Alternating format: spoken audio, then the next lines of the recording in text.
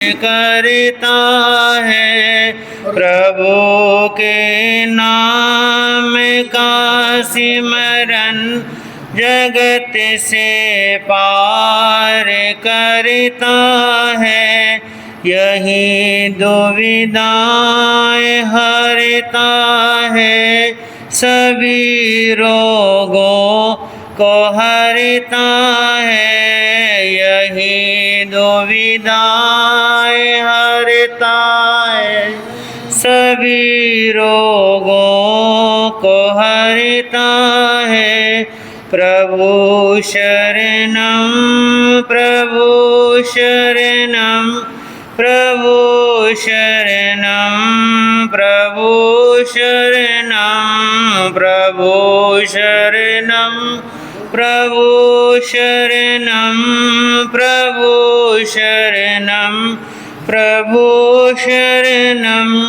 इसी ने अंजना तारी, इसी ने चंदना तारी, इसी ने अंजना तारी, इसी ने चंदना तारी, इसी ने द्रौपदी तारी।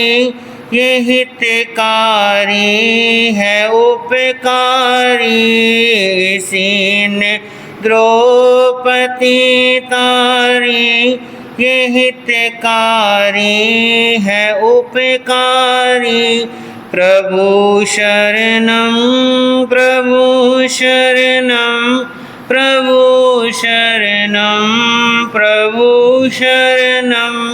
फंसी नैया भंवर में हो, किनारा ना मिले कोई।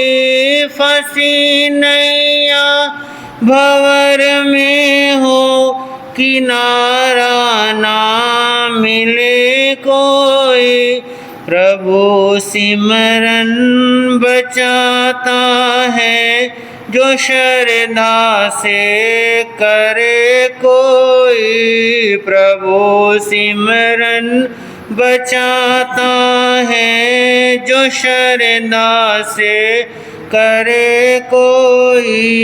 प्रभु शरणम प्रभु शरणम प्रभु शरणम प्रभु शरणम। भयंकर आग हो लेकिन प्रभु का हाथ हो सर पर। भयंकर आग हो लेकिन प्रभु का हाथ हो सर पर।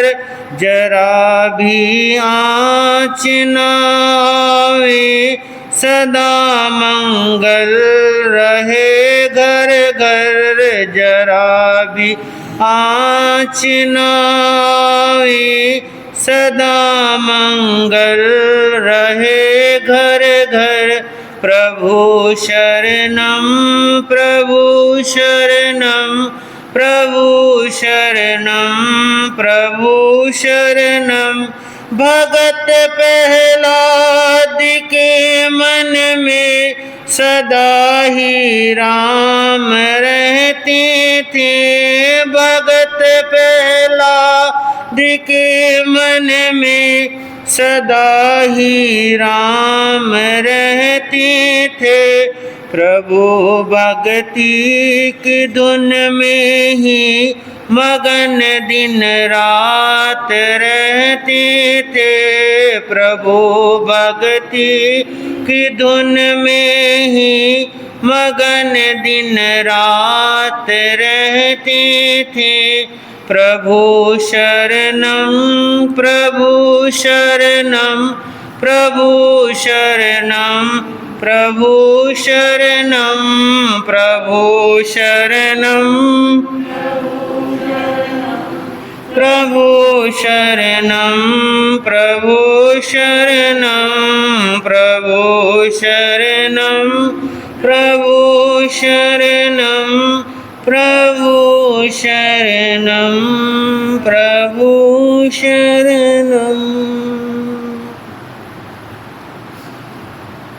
जी हाथ जोड़े गुरानु मेरी वंदना।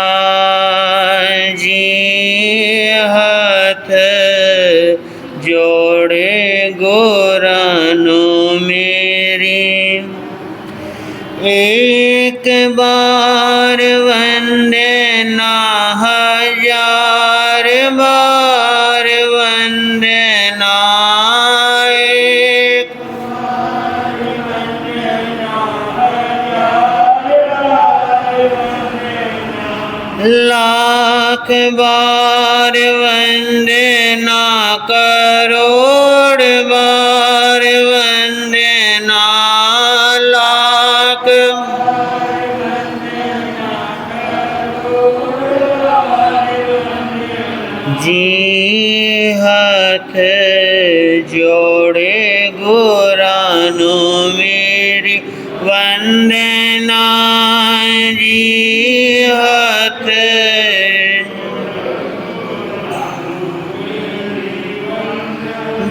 डगमग डोले नैया मेरी, डगमग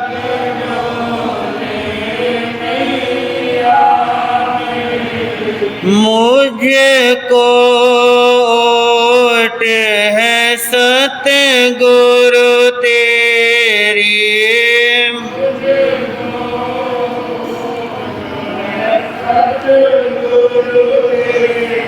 जी असंभव सागर पार लंघना। जी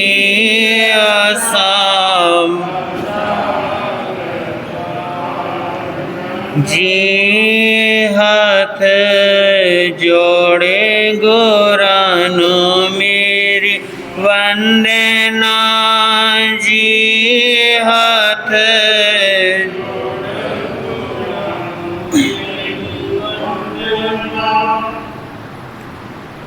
शासनपति श्रवण भगवान महावीर स्वामी के चरणों में मेरा कोटि से वंदन। मंच पर विराजमान धर्म प्रभावक पूज्य गुरुदेव श्री अचल मुनि जी महाराज एवं पूज्य गुरुदेव प्रवचन सूर्य डॉक्टर श्री भरत मुनि जी महाराज जी के पावन चरण कमलों में मेरा कोटि कोटि वंदन नमन। उपस्थित धर्म प्रेमी बंधुओं, माताओं एवं बहनों, ज्ञानी महापुरुष अपनी वाणी में फरमाते हैं, धर्म में लग रहा ध्यान हो, याद हर वक्त भगवान हो। धर्म में लग रहा ध्यान हो, याद हर वक्त भगवान हो। गुरु चरणों में आकर के बैठो, गुरु चरणों में आकर के बैठो। ओ प्रभु चरणों में आकर के बैठो, ओ प्रभु चरणों में आकर के बैठो। आत्मा का भी कुछ ज्ञान हो, याद हर वक्त भगवान हो। धर्म में लग रहा ध्यान हो, याद हर वक्त भगवान हो। तो बंधुओं कहते हैं, जिस व्यक्ति का मन धर्म ध्यान में लगा रहता है उसे देवता भी क्या करते हैं, उसे देवता भी नमस्कार करते हैं। और देवता तो उनकी सेवा में भी क्या कहते हैं, उनकी सेवा में भी लग रहते हैं। जिस व्यक्ति का मन धर्म ध्यान में लगा रहता है, इसीलिए मेरे बंधुओं कहते हैं धर्म की जड़ सदा हरी रहती है। धर्म की जड़ क्या रहती है, सदा हरी रहती है। और कहते हैं मेरे बंधुओं, धर्म की जड़ दया और धर्म का फल सुख बताया गया है। और जो धर्म की जड़ का सचित चिंतन करता है उसके जीवन में सुख और शांति के क्या लगते हैं, सुख और शांति के फल मिलते हैं। इसीलिए मेरे बंधुओं कहा है, धर्म जगे तो सुख जगे तन मन पुलकित होए। धर्म जगे तो सुख जगे तन मन पुलकित होए। धर्म छूटे तो सुख छूटे तन मन विफलित।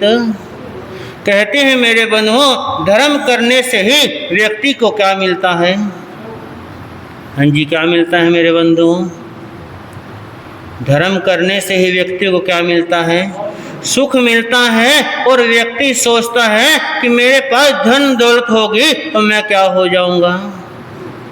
हाँ जी क्या सोचता है व्यक्ति आज का, कि मेरे पास धन दौलत होगी तो मैं क्या हो जाऊंगा, सुखी हो जाऊंगा। लेकिन बंधुओं याद रखो, धन से सुख नहीं बल्कि किससे सुख मिलता है, धर्म करने से सुख मिलता है। और आज का व्यक्ति धन के पीछे ज्यादा भागता है और धर्म के पीछे,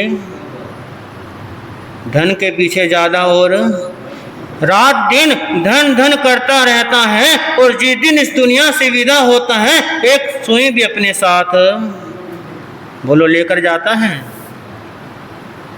हाँ जी बोलो, दिन रात व्यक्ति धन धन करता रहता है और जब इस दुनिया से जाता है तो एक सुई भी साथ में लेकर नहीं जाता। तो मैं आपको कह रहा था, व्यक्ति को जितना धन से प्यार है उतना धर्म से, उतना धर्म से प्यार नहीं है। बंधुओं हम ये नहीं कहते कि धन जरूरी नहीं है, धन भी जरूरी है, लेकिन धन के साथ धर्म भी क्या है। अगर आपके जीवन में धर्म होगा तो धन भी आपके पास धन भी होगा। इसलिए मेरे बंधुओं किसी कवि ने भी कहा है, धन भी जरूरी है इसमें न शक है, धन भी जरूरी है इसमें न शक है, किंतु धर्म इससे भी आवश्यक है, किंतु धर्म इससे भी धर्म करो धन कमाने से पहले, मंजिल मिले थक जाने से पहले, धर्म करो धन कमाने से पहले, मंजिल मिले थक जाने से पहले, जीवन की संध्या आने से पहले, मंजिल मिले थक जाने से पहले, मंजिल मिले आने से पहले। तो बंधुओं कहते हैं, जब व्यक्ति के जीवन में दुख दर्द आता है, कोई मुसीबत आती है, कोई संकट आता है, तो व्यक्ति किसको याद करता है, एक धर्म को याद करता है। क्योंकि मेरे बंधुओं एक धर्म ही है जो व्यक्ति का क्या मिटाता है, दुख दर्द मिटाता है। लेकिन व्यक्ति भगवान को कब याद करता है, जब कोई मुसीबत या कोई संकट आता है, तभी व्यक्ति भगवान को क्या करता है, याद करता है। कहते हैं दुख में सिमरन सब करे, सुख में करे न कोय, जो सुख में सिमरन करे तो दुख काहे का होए, लेकिन व्यक्ति सुख में तो भगवान को भी क्या कर देता है, भगवान को भूल जाता है और दुख में ही भगवान को क्या करता है, याद करता है। मेरे बंधुओं याद रखना, एक धर्म ही है जो व्यक्ति का जन्म जन्म तक क्या देता है, साथ देता है और दुख में भी बड़ा काम आता है। इसीलिए कहा है जन्म जन्म का साथ देगा धर्म हमारा, हाँ धर्म हमारा, जन्म जन्म का धर्म हमारा, हाँ धर्म हमारा।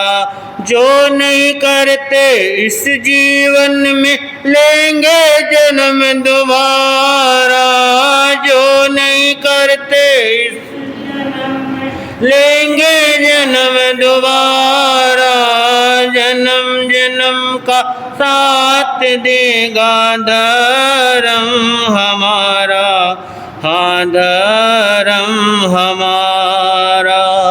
बंधु कहते हैं जो इस दुनिया के रिश्ते नाते हैं, सगे संबंधी हैं, माता पिता हैं, भाई बहन हैं, ये सब सुख में साथी हैं। ये सब किस में साथी हैं, सुख में साथी हैं। लेकिन जब दुख दर्द आता है तो अपने भी क्या हो जाते हैं, अपने भी क्या हो जाते हैं, अपने भी पराये हो जाते हैं। जब आपके जीवन में सुख होता है तो सब अपने होते हैं, और जब दुख दर्द आता है तो अपने भी क्या हो जाते हैं, पराये हो जाते हैं। तो एक धर्म ही है जो व्यक्ति का क्या देता है, जन्म जन्म तक साथ देता है। तो कहते हैं मेरे बंधुओं, एक सेठ था और उस सेठ का लड़का बीमार हो गया। उस सेठ का लड़का क्या हो गया, उस सेठ का लड़का बीमार हो गया और उस सेठ ने बड़े से बड़े डॉक्टर को बुलाया, बड़े से बड़े डॉक्टर को बुलाया और उस डॉक्टर से कहा यदि तू मेरे इस बेटे को ठीक कर देगा तो मैं तुझको इसके बराबर तोलकर क्या दूंगा, सोना चांदी दूंगा। क्या दूंगा मेरे बंधुओं, यदि तू मेरे इस विकलौते बेटे को ठीक कर देगा तो मैं तेरे को इसके बराबर तोलकर क्या दूंगा, सोना चांदी दूंगा। तो बनो उस डॉक्टर ने बड़ा इलाज किया, लेकिन वो बेटा क्या नहीं हुआ, ठीक नहीं हुआ। और जब मेरे बंधुओं शाम होने लगी, सब लोग अपने अपने क्या हो गए, सोने के लिए चले गए। और इधर वो लड़का क्या हो रहा है, इधर वो लड़का तड़प रहा है, दर्द के मारे चिल्ला रहा है और वो चिंतन मनन करता है, हे मेरे परमात्मा, हे मेरे प्रभु, यदि मैं दुख मुसीबत से मुक्त हो गया तो सदा आपके जीवन में क्या हो जाऊंगा, चरणों में, आपके चरणों में समर्पित हो जाऊंगा। तो बनो ऐसी भावना करते हुए, ऐसा चिंतन मनन करते हुए उसको क्या आ गई, नींद आ गई। क्या आ गई मेरे बंधु, उसको नींद आ गई। और जब वो सुबह उठा तो एकदम बिल्कुल क्या पाया मेरे बंधुओं, एकदम बिल्कुल स्वस्थ पाया। ऐसा लग रहा था जैसे उससे कोई बीमारी ही, जैसे उसे कोई बीमारी ना हो। और जब घर के लोग आए तो सब कहने लगे मैंने इस देवता की पूजा करी, मैंने उस देवता को बनाया। तब उस बच्चे ने कहा मैंने भी एक देव को बनाया है, मैंने भी एक किसको बनाया है, मैंने भी एक देवता की आराधना भक्ति की थी। और मैंने ये संकल्प किया था यदि मैं दुख मुसीबत से छूट गया तो मैं सदा के लिए भगवान के चरणों में क्या हो जाऊंगा, समर्पित हो जाऊंगा। तो बनो उस बच्चे की जान कब बची, जब उसने प्रभु के चरणों में क्या कर दिया, समर्पित कर दिया। जब उसने एक धर्म का सहारा लिया तो बच्चा क्या हो गया, तब वो बच्चा ठीक हो गया और प्रभु के चरणों में क्या हो गया, समर्पित हो गया। इसीलिए कहा भी है धर्म कल्याणकारी है, धर्म की महिमा न्यारी है, कभी ये तुम भुलाओ ना, कभी ये तुम भुलाओ ना। धर्म कल्याणकारी है, धर्म की महिमा कभी ये तुम भुलाओ ना, कभी ये तुम लिया शरणा सदा जिसने किए दुख दूर है, उसने लिया शरणा सदा जिसने किए दुख दूर। कभी ये तुम भुलाओ ना, कभी ये तुम भुलाओ ना। धर्म कल्याणकारी है धर्म की महिमा न्यारी, कभी ये तुम भुलाओ ना, कभी ये तुम। तो बंधु कहते हैं जो व्यक्ति धर्म का सहारा लेता है फिर उसके दुख दर्द भी क्या हो जाते हैं, दूर हो जाते हैं। तो बंधु आगे की चर्चा फिर करेंगे, क्योंकि अभी 4 महीने हमने आपको क्या करना है, 4 महीने सुनाना ही है। यदि हम आज ही सुना देंगे तो 4 महीने में आपको क्या सुनाएंगे, उस धीरे धीरे हम आपको सुनाएंगे। और परम पूज्य गुरुदेव अपनी अमृत वाणी बरसाएंगे। उससे पहले सभी एक भजन की पंक्ति गुनगुनाएंगे।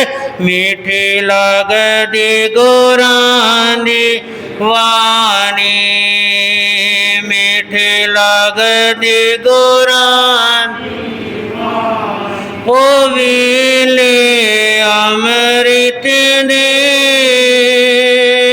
ओ अमृत। परम पूज्य गुरुदेव अपनी अमृत कही वरदान दो, मेरी आत्मा बलवान हो, मुझे कही वरदान दो, मेरी आत्मा बलवान हो, भगवन तेरी आराधना। मुझे सुख की परवाह नहीं, दुख में भी निकले आह नहीं। मुझे सुख की परवाह नहीं, दुख में भी निकले आह नहीं। बस एक तेरा ध्यान हो, होठों पे तेरा नाम हो, बस एक तेरा ध्यान हो, होठों पे तेरा नाम हो, भगवन तेरी आराधना। पथ में हजारों विघ्न भी आए निगाने जो अगर, पथ में हजारों विघ्न भी आए निगाने जो अगर, चाहे सामने शैतान हो, मेरे प्राण भी कुर्बान हो, चाहे सामने शैतान हो, मेरे प्राण भी कुर्बान हो, भगवन तेरी आराधना। दौलत रहे या ना रहे, खुशियाँ हो चाहे गम रहे, दौलत रहे या ना रहे, खुशियाँ हो चाहे गम रहे, चाहे आंधिया तूफान हो, विचलित न मेरा ध्यान हो, चाहे आंधिया तूफान हो, विचलित न मेरा ध्यान हो, भगवन तेरी आराधना, भगवन तेरी आराधना।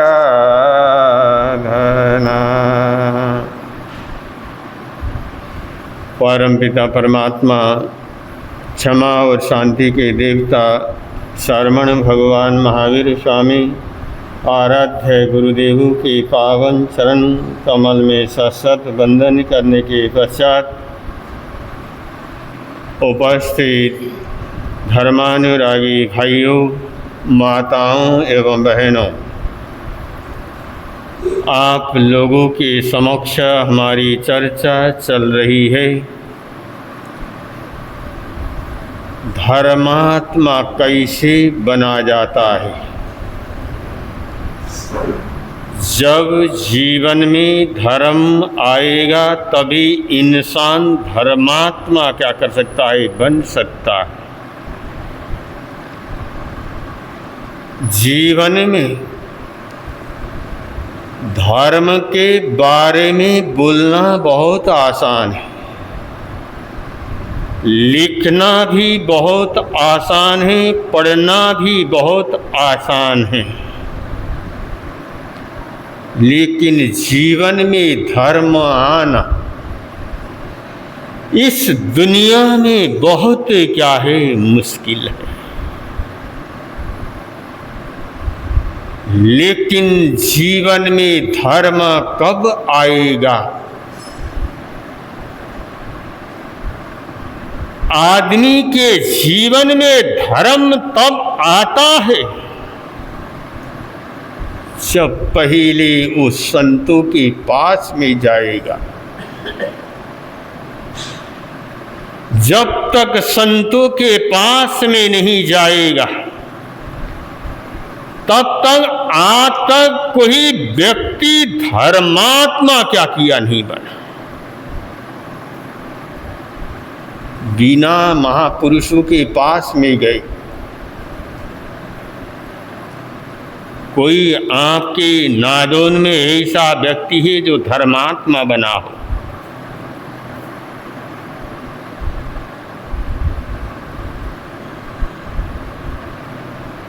धर्मात्मा कब बनेगा?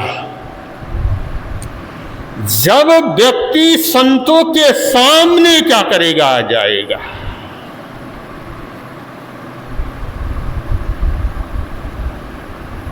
और दूसरा कारण है, संत के सामने तो चला गया लेकिन वंदना नहीं, नमस्कार नहीं।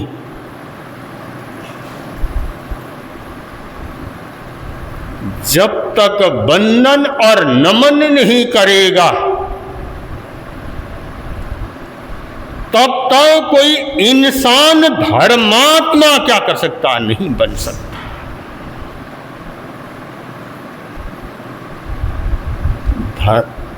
वंदना करना भी,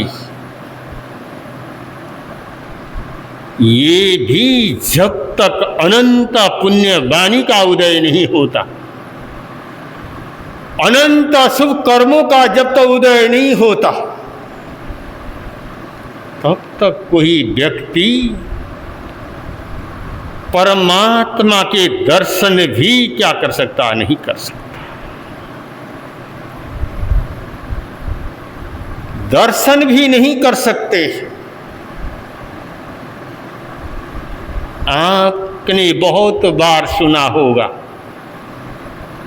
बहुत बार पढ़ा होगा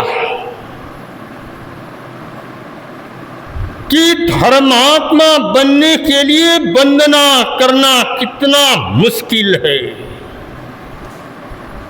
इसका एक उदाहरण इतिहास में आता है। प्रभु परमात्मा महावीर से महाराजा श्रेणिक ने सवाल किया कि भगवान, मैं यहां से काल करके कहां जाऊंगा? प्रभु परमात्मा तो ज्ञानी थे। उन्होंने कहा, हे श्रेणिक, तू मर करके यहां से नरक में क्या करेगा, जाएगा?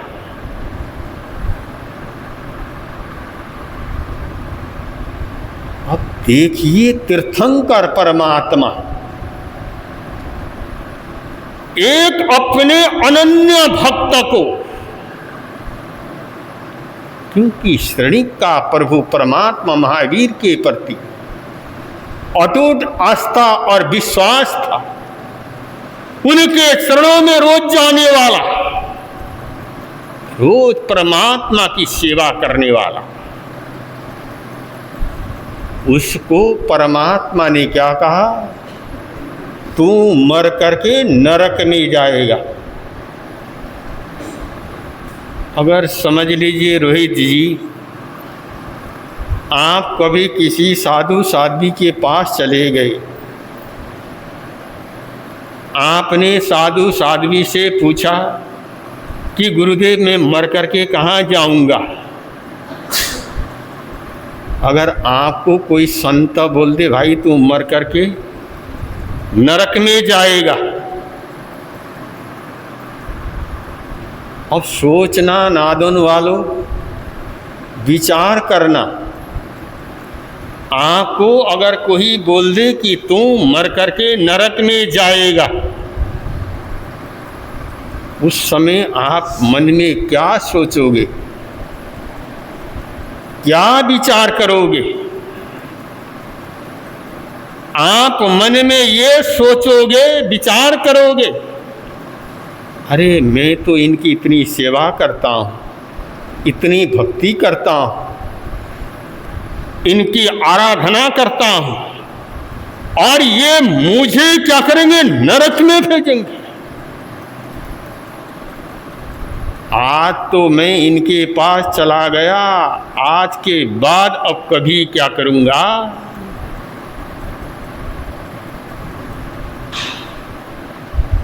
जब कोई व्यक्ति जिसके मन में ऐसे भाव क्या कर जाएंगे, पैदा हो जाएंगे, लेकिन उस श्रेणिक के मन में ऐसे भाव पैदा नहीं हुए। वो कहने लगा कि भगवान, मैं आपका इतना अनन्य श्रावक हूं, भगवान कोई नरक में से जाने से छूटने की कोई रास्ते हो तो आप मुझे क्या कर दीजिए, बतला दीजिए। प्रभु ने बहुत समझाया, लेकिन उस श्रेणिक को समझ में क्या हुआ, नहीं आया। कभी कभी कोई कोई बातें ऐसी होती है, आदमी को कितना भी समझाओ उसको समझ में नहीं आती, अगर स्वयं से अनुभव से गुजर जाए। अगर अनुभव से गुजर जाए तो उस इंसान को जल्दी क्या कर जाती है, समझ में आ जाती है। परमात्मा ने बहुत समझाया, लेकिन उसको समझ में नहीं आई। तो भगवान, आप तो इतने ज्ञानी हो, इतने तपस्वी हो, आपके पास तो कितनी ताकत है। इसलिए परमात्मा कहते हैं कि किसी की ताकत, चाहे तीर्थंकर की भी कितने शक्तिशाली हैं, उनके पास में 64 इंद्र हमेशा क्या करते हैं, सेवा में रहते हैं। लेकिन इतनी देव शक्तियां उनके पास होने पर भी, लेकिन किसी के कर्मों को बदलने की ताकत उन देवी और देवता में भी नहीं है, तीर्थंकर में भी नहीं। उस समय परमात्मा ने कहा, ये श्रेणिक, तूने मेरे संपर्क में आने से पहले तूने ऐसे क्रूर कर्म किए हैं, ऐसे पाप कर्म किए हैं, और उन कर्मों को भोगने के लिए तुझे क्या करना पड़ेगा, नरक में जाना पड़ेगा। तूने नरक की आयु को क्या कर लिया है, बांध लिया है। भगवान, कोई ना कोई रास्ता तो होगा, आप मुझे क्या कर दीजिए, बतला दीजिए। उनमें से एक कारण बतलाया था, ये श्रेणी, अगर तुम्हारी दादी संतों के बंधन और नमन कर ले, तुम्हारी दादी अगर संतों के दर्शन कर ले, तो तेरे नरक के बंधन क्या कर जाएंगे। श्रेणिक ने सुना, बड़ा खुश हुआ, बड़ा प्रसन्न हुआ। अब जाऊंगा राजमहल में, घर में जाऊंगा और दादी को लेकर के आऊंगा। दादी एक बार परमात्मा के दर्शन कर लेगी और मेरे नरक के बंधन क्या कर जाएंगे। अब ये बात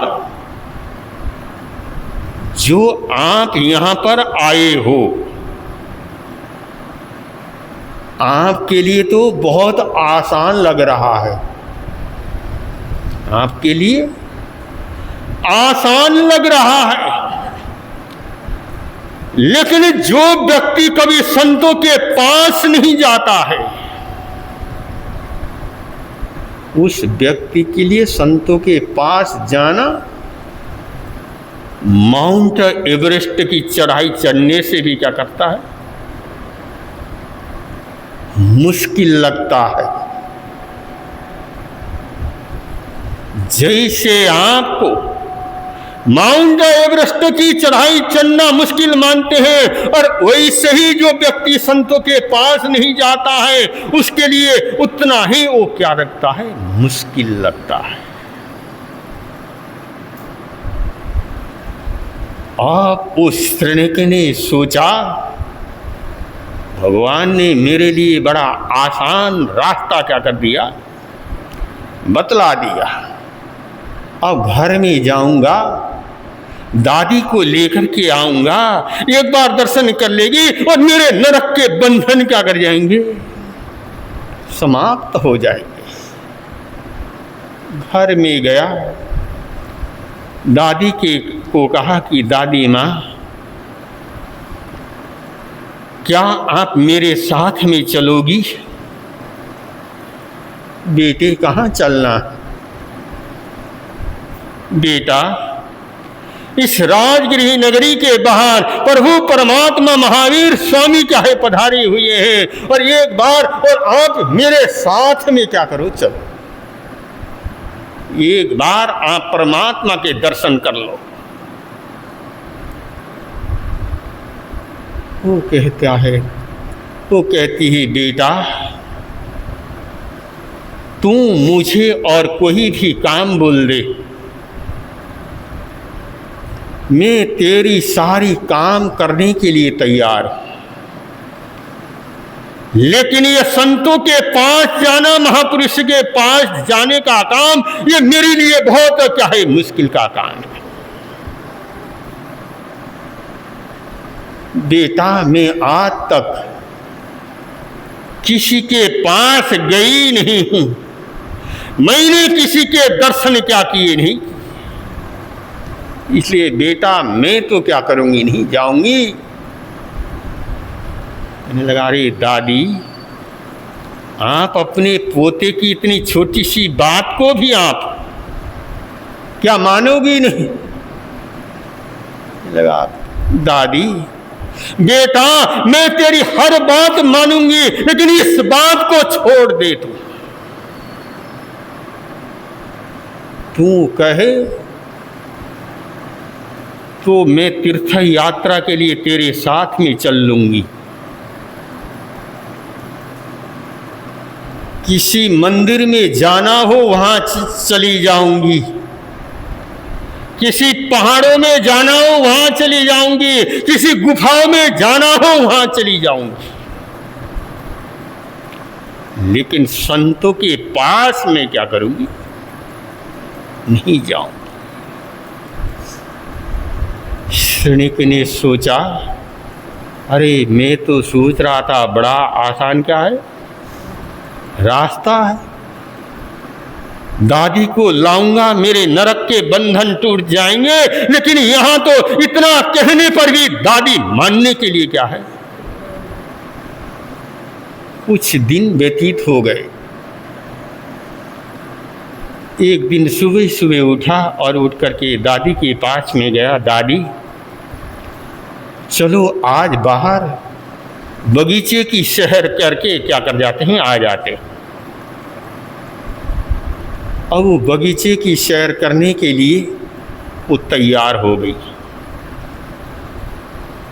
सवेरे उठी और वो बेटे के साथ में सवारी में हाथी की सवारी की और घूमने के लिए नगर से बाहर क्या कर गए, चले गए। जब नगर से बाहर गए, जब वापस लौट रहे थे तो जिधर गुणशील बाग था, जहां प्रभु परमात्मा महावीर विराजे हुए थे, और वहां पर और उधर से लेकर के क्या किया, उस दादी को आया।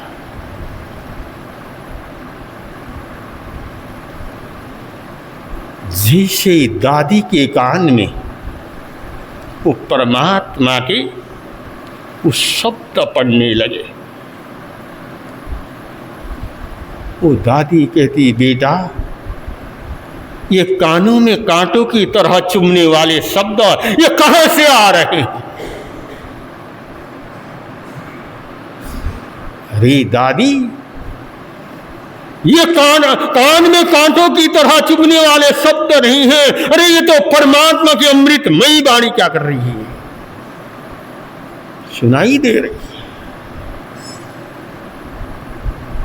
अब देखिए, जब पाप कर्म का उदय होता है, जब अशुभ कर्म का उदय होता है, तो परमात्मा की वाणी भी उनको कांटों की तरह क्या करती है, चुभती है। इसने कहा, अब उधर समोसरण की तरफ लेकर के गया और जाकर के उस दादी को कहा, दादी अम्मा अब आप एक बार हाथी के हौदे से नीचे उतर जाइए और उतर करके एक बार परमात्मा के क्या कर लीजिए, दर्शन कर लीजिए, वो वंदना कर दीजिए। जैसे ही दादी हाथी से नीचे उतरी, पास में 2 तिनके पड़े हुए थे, वो तिनकों को लिया, अपने दोनों आंखों को फोड़ डाला, आंखों से खून की धारा बहने लगी। उस बेटे ने देखा, अरे ये दादी, ये तू ये क्या कर रही है? अरे मैंने कहा था ना, मुझे संतों के पास जाना नहीं। अरे तू मुझे कहां लेकर के आया?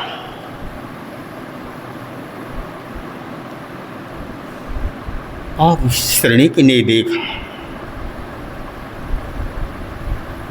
अरे मैं तो सोच रहा था बड़ा आसान तरीका है, दादी आएगी एक बार परमात्मा के दर्शन कर लेगी और मेरे नरक के बंधन क्या कर जाएंगे, समाप्त हो जाएंगे। अरे नरक के बंधन तो क्या समाप्त होना, यहां पर तो अरे और कर्मों का क्या कर गया, बंधन हो गया। और पाप कर्म मैंने क्या कर लिए, बांट लिए। मेरे कारण से वो अपनी दादी ने अपनी आंखों को क्या कर डाला, फोड़ डाला।